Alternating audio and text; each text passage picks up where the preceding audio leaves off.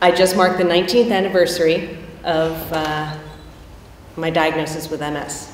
It was happy birthday, happy 21st birthday. I went from, as my dad said, being an all-state athlete to needing Harvey, my cane, says it right there, just to get me around. And that's in addition to the bionic leg that I call it. It's this device that helps me lift my toes up so I don't trip over them. But of course, health insurance doesn't cover that. And not too many people have $6,000 just hanging around. When I was young, I was diagnosed with hip dysplasia and was treated by wearing a leg brace. In the 11th grade, I was diagnosed with ADD and learning disabilities. My first colonoscopy was around age 12. Back in the early 80s, when I went through my first colonoscopy because of the severe issues that I had with my stomach and my colon that I had had since birth, was that I had to lay on a table naked. And all of the nurses in there were men. They did not knock you out.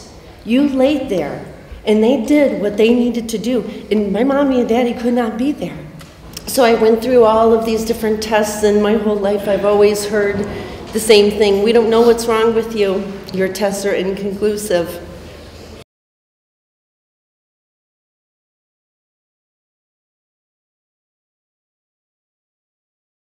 A year ago, I gave birth to a beautiful little girl, Madison. The doctors say she will need care for the rest of her life. Right now, Madison is lucky to have a great health care plan. But what if I lose my job? Or what if health care is not provided by my work?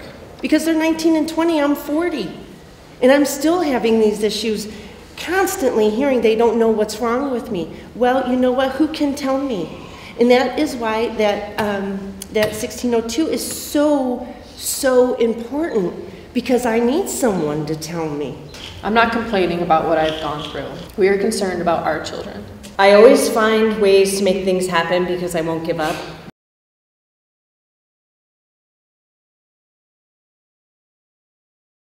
You committed yourself to us in your youth, and it's a contract, it's an obligation. And I want to do all I can to make sure that we fulfill that contract.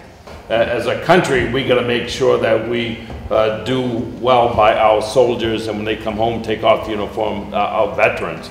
And that requires us to keep a close eye on where they are at when they're in theater, what's happening in there, and make sure we never do what we did to the Vietnam veterans as it relates to Agent Orange.